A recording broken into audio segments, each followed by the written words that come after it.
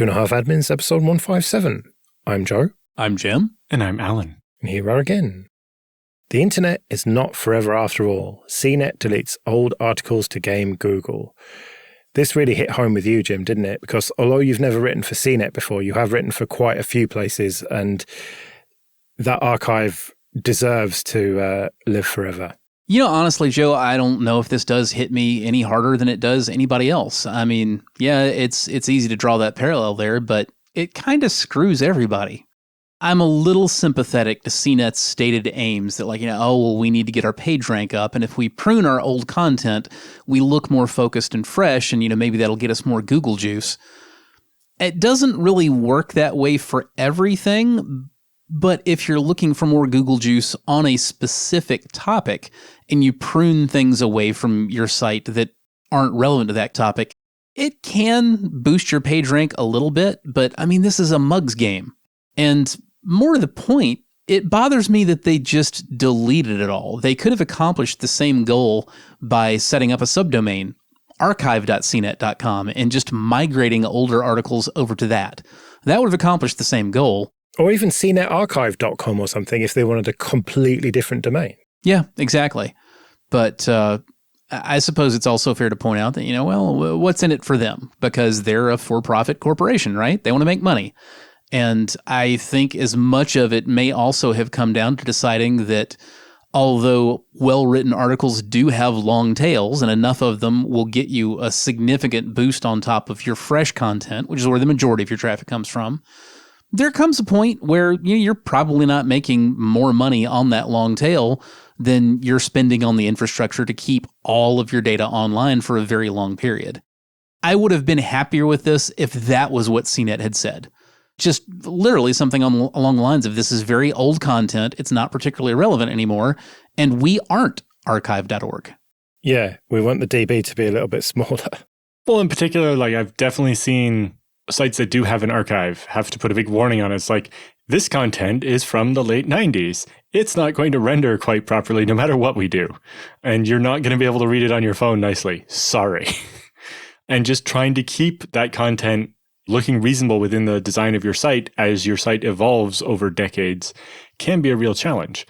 And I understand at some point you're like, this old content is just not worth having anymore.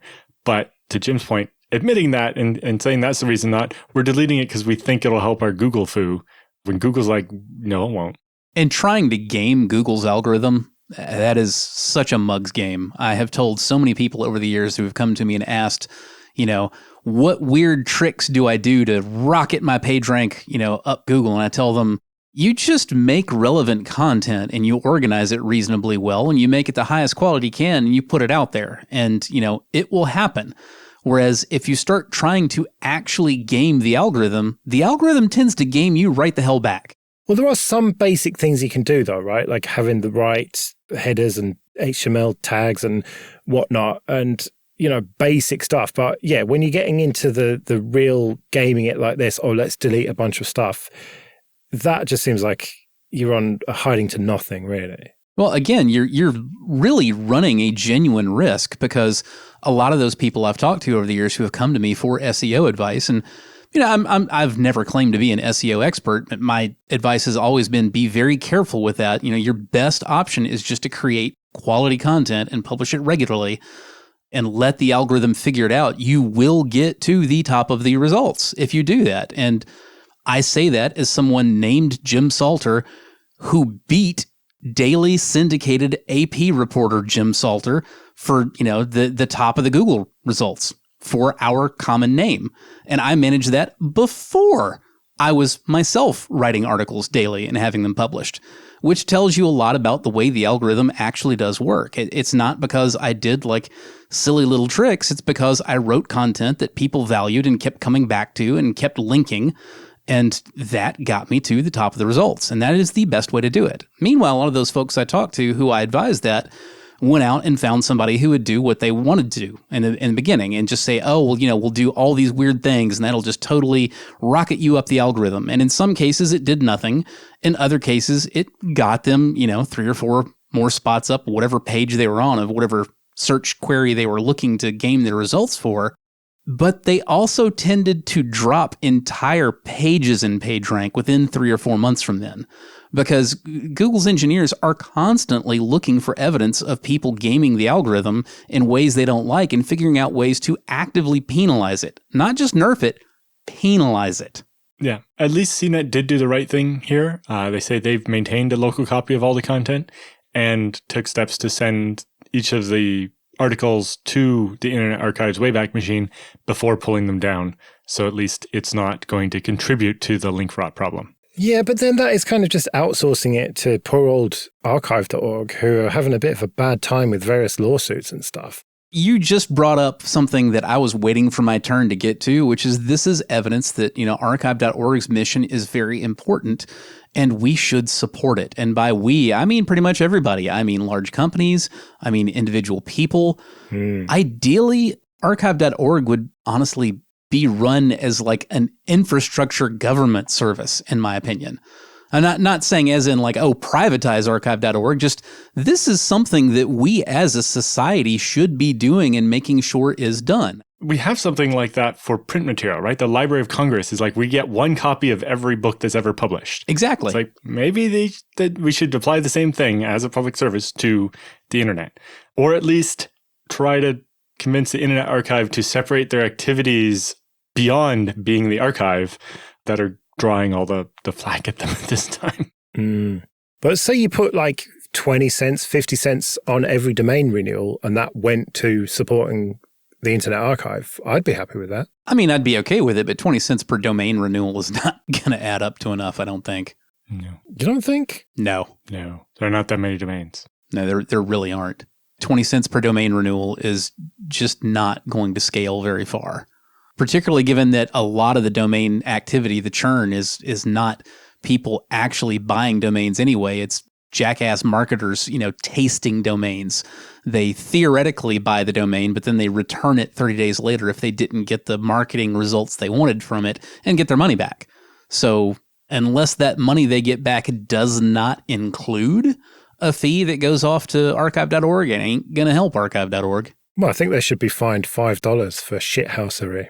And that should go to the Internet Archive. I wouldn't mind that. But if you as a company are just going to dump stuff on archive.org and not host it yourself, then you really ought to at least donate something. Yes, but I think as we've seen in almost all the cases, the reason why the company is dumping stuff is because they can't afford to keep hosting it.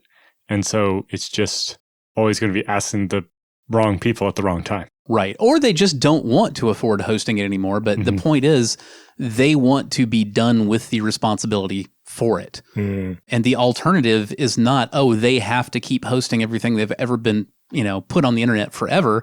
The alternative is it just gets deleted forever. So that doesn't really make a whole lot of sense, in my opinion. It's still just, it makes more sense to say, hey, much like, and that was an excellent point, much like the Library of Congress, we should have infrastructure that our entire society supports as a vital part of what we're doing with life, that is an archival service for internet resources. If you want that as a thing, you really can't tie it to companies who no longer want data up because they don't want the data up. Why would they pay for somebody else to have it up? But this does bring up the broader point that the internet is not forever after all, as the headline says. Yeah. The article mentions a Harvard University study from 2021 that looked through 550,000 New York Times articles from 1996 to 2019 and found that about 25% of the external links were no longer accessible. I mean, do you still have a Facebook account? Just look at your own Facebook memories. I'm an old fart. I look at my damn memories every day and, look at stuff that I've posted on that day in history for the last decade or whatever. It's kind of fun when you have kids, right? But, you get all your old memes and stuff and, news stories. And it is amazing how much of that stuff just disappears from, as soon as like 2 or 3 years back. People delete things. And if you linked it without making a copy of it yourself and self-hosting it yourself, well, it's gone when they delete it. And people delete things a lot. This whole idea of the internet is forever, that was never more than a meme itself. That has never been even faintly true. It's a tongue-in-cheek reference to the fact that if you deeply want something gone, it's very difficult to ensure it will be gone and stay gone. And That's partly a function of, well, it's on a computer, therefore it's digital data and it can just be freaking copied. So it's hard to kill it. And it's also a function of the internet has tremendously increased the amount of interconnectivity in society.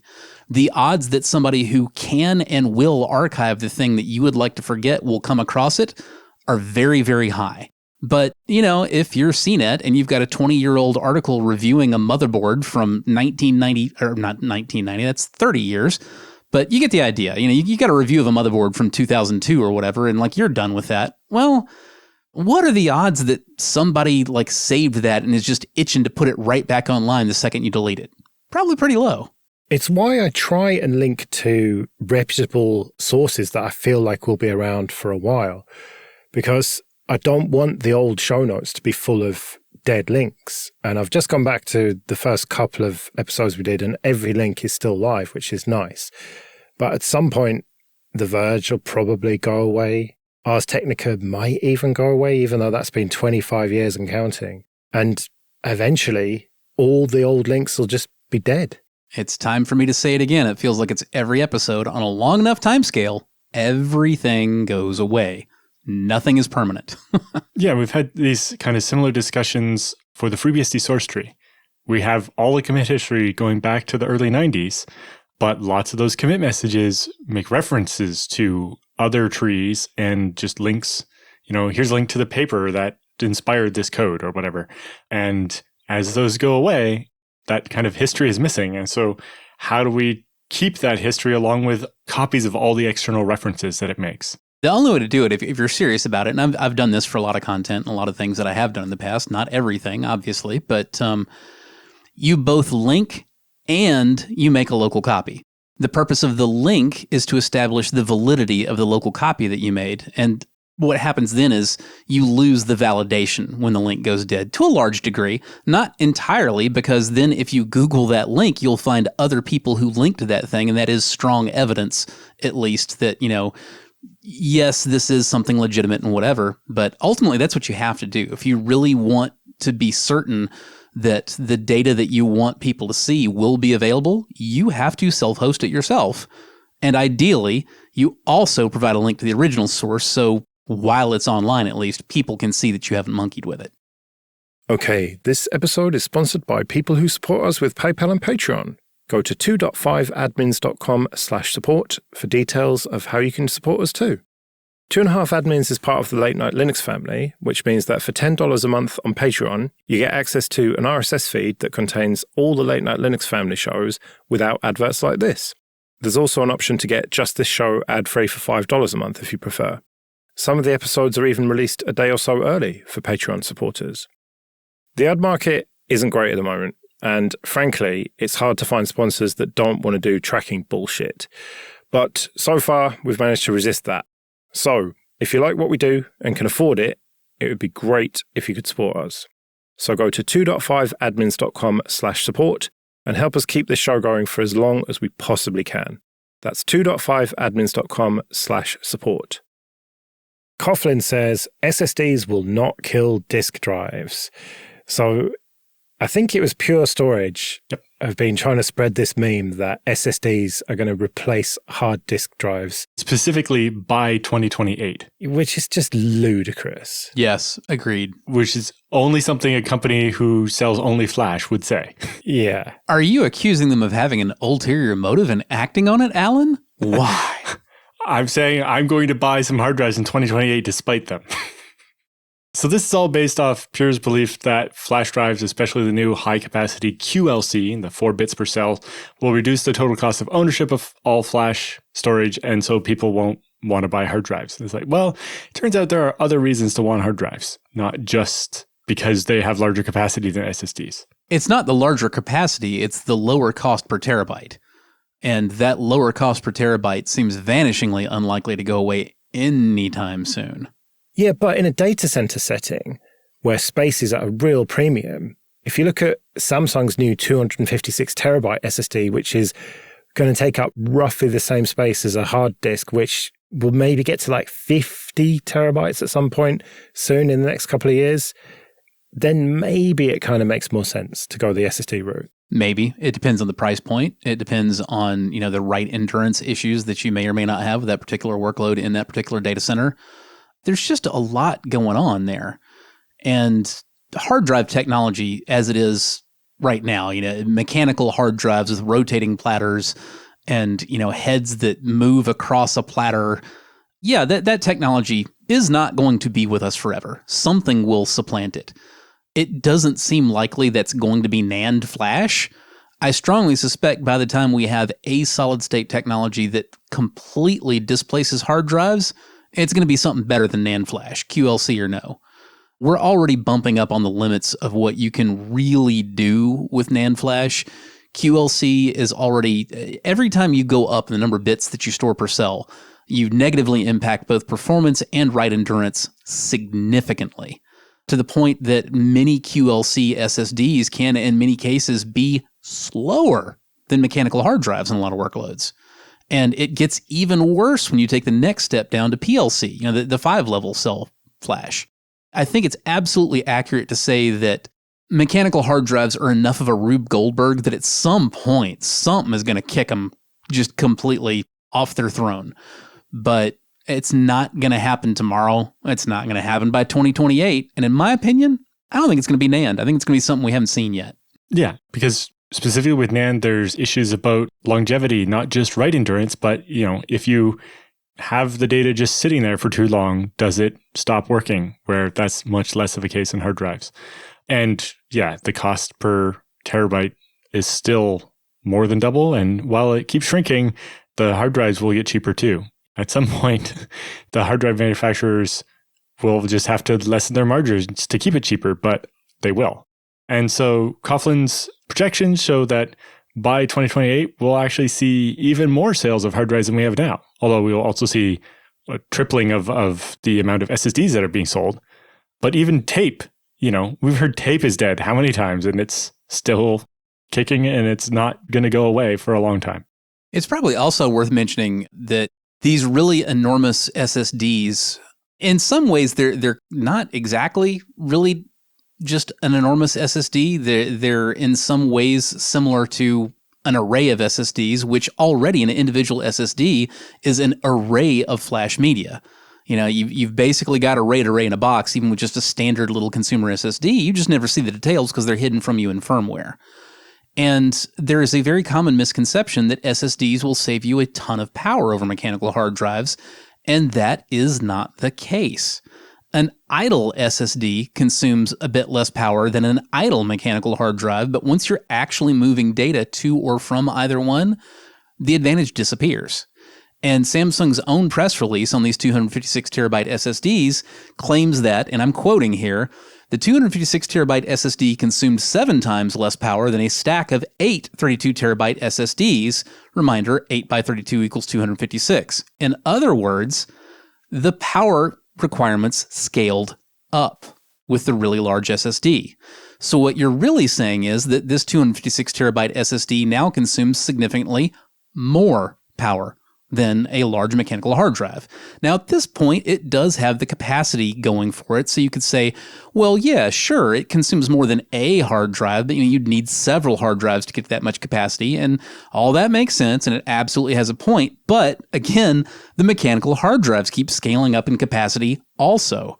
I don't know that 50 terabytes is high enough for what we'll have available in 2028. It may go farther than that. Yeah, like we're expecting the 30 terabyte ones within the next year. And the 50 terabytes just the next step, not the limit that we expect to see by 2028. One interesting thing that their projections do show is the change in 2.5-inch hard drives, specifically looking at the 10 and 15,000 RPM server type stuff, but also obviously the 2.5-inch laptop spinning hard drives, like 5,400 RPM low-end hard drives for laptops. 10 years ago, you were seeing about 50% of the market, like 250 million drives shipped as 2.5-inch. Looking at this year, they're expecting maybe 40 million, and it's going to continue to going down.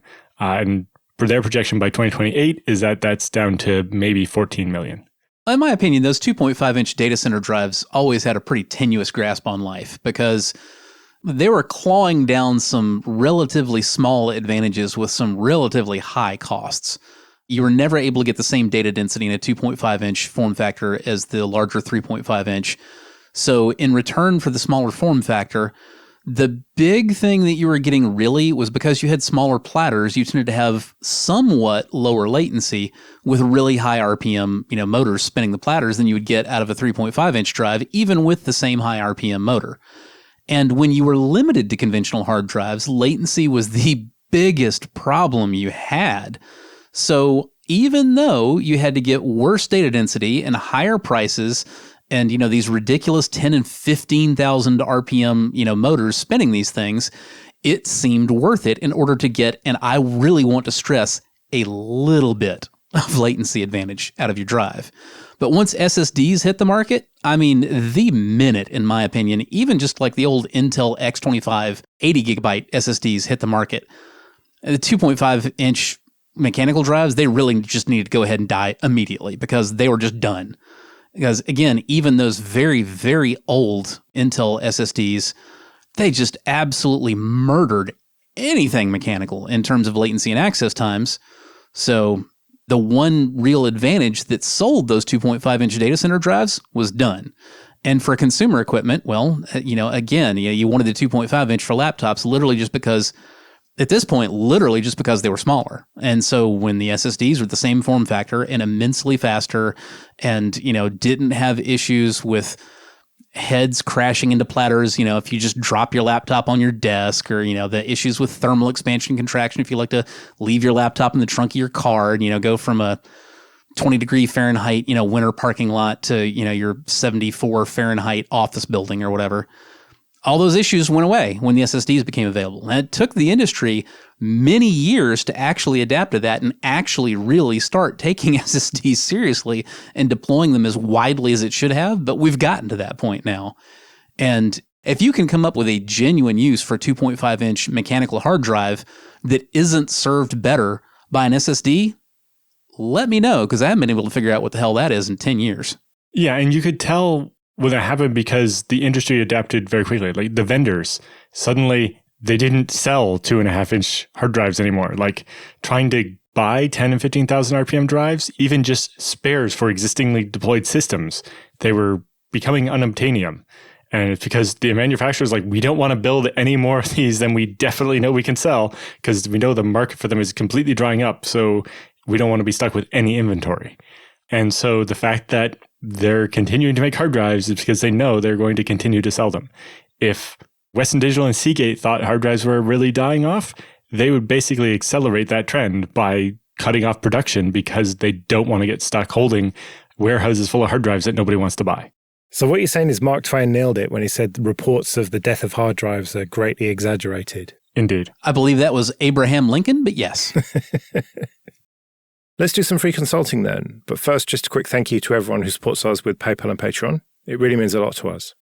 Russ Linus says, have you seen any BMC or IPMI for Raspberry Pi and or Orange Pi and so on? The idea is to have something to cheaply try out things like bare metal deployments of OpenStack and OpenShift and so on. So this is kind of an interesting one. The first answer is absolutely not. Nobody's putting anything like BMC or IPMI in a Raspberry Pi or even to the best of my knowledge, the slightly more, upscale, like ARM dev board type systems. They're generally very much intended to be low cost, and they're not aimed at environments that require features like that. However, there is such a thing as a KVM over IP. If you don't know what KVM means, it's short for keyboard video mouse. It's a switch that you can plug one keyboard, one mouse, and one or two monitors into, and lots of different computers. Then you press a button on the switch that changes which computer actually gets the use of the monitor, mouse, and keyboard. Now, a KVM over IP switch is something that you plug in your computer to, and rather than plugging in a monitor, mouse, and keyboard locally, what you actually do is you access the KVM switch across the internet, and that gives your own computer's keyboard, mouse, monitor, etc. Everything just pops up on the remote computer, no matter what condition it's in, because you're literally tapping its video output and, its mouse and keyboard. So you can reconfigure its BIOS, you can do whatever you need to do, even on systems that don't have native BMC or IPMI support. Now, traditionally, KVM switches have been far too expensive for a project like this. However, hilariously, The best answer here is probably buy yourself an extra Raspberry Pi. There's a site you can go to called pikvm.org that will walk you through making an open source and inexpensive do-it-yourself KVM over IP using, you guessed it, your Raspberry Pi. So what you do here is you set up one Raspberry Pi as your do-it-yourself Pi KVM switch, and you connect it to the Pi that you want to have BMC or IPMI-like access to. And since individual Pis are so cheap, that might actually be worth doing for you. Yeah, the closest other thing I've seen is basically a device that pretends to be the SD card. So it has an SD card-like interface and then more in like an Ethernet connection, and allows you to have multiple images you can switch between, so that basically you can reboot the Pi and alternate what operating system or files is reading off the SD card. We looked at something like that in FreeBSD to do CI testing on things like a Raspberry Pi to try, 4 different versions of FreeBSD and make sure they all boot properly without having to have someone go and switch the SD card every couple minutes. Right, but don't you still, in that case, need somebody at the Pi to select it when it boots? Well, no, it plugs in as an SD card, but then there's like basically another Raspberry Pi or whatever that's pretending to be the SD card, and you can program it remotely and like upload a whole bunch of images to it and then be able to switch it programmatically. So essentially, it's the same thing. You use a second Pi to make up for the first Pi's shortcomings. Yeah, in this case, it's just swapping out the storage instead of the keyboard and video. A wise man once said, quantity has a quality all its own. Right, well, we better get out of here then. Remember, show@2.5admins.com if you want to send any questions or your feedback. You can find me at joelrest.com/mastodon. You can find me at jrs-s.net/social. And I'm at Alan Jude. X.com. See you next week.